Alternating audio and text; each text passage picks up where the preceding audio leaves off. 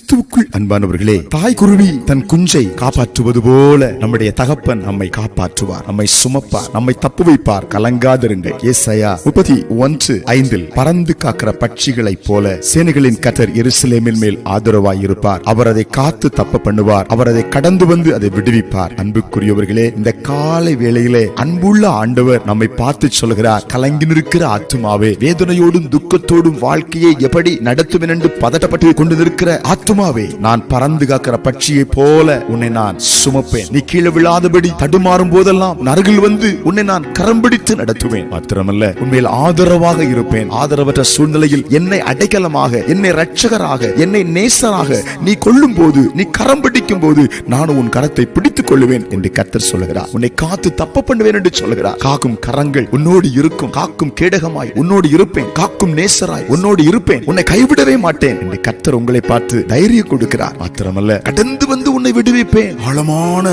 நெருக்கத்திலே, போராட்டமான கடினமான சூழ்நிலையிலே, ஐயோ என்னால் விடுதலை பெற முடியவில்லை என்று நீ புலம்பி துடிதுடிக்கும் போது நான் கடந்து வந்து உன்னை கரம் பிடித்து, உன்னை தூக்கி எடுத்து, உன்னை விடுவித்து, உன்னை கண்மலையின் மேல நிறுத்துவேன். ஆமென். காலை நேரத்திலே கர்த்தருடைய ஆவியானவர் உங்களை தேற்றுகிறார். பயப்படாதிருங்கள். ஜெபிப்போம். எங்கள் பரலோகத்தின் பிதாவே, இந்த காலை வேளையிலும் கூட தப்புவிக்கிறவராய், விடுவிக்கிறவராய், காக்கிறவராய் எங்கள் பிள்ளைகளுக்காக, எங்களுக்காக தேவன் இறங்கி வருவதற்காய் ஸ்தோத்திரம். இப்பொழுதும் ஜெபத்தில் இணைந்திருக்கிற மக்கள் மேல அந்த ஆசீர்வாதம் இறங்குவதற்காய் ஸ்தோத்திரம். இயேசுவின் நாமத்தில் ஆமென்.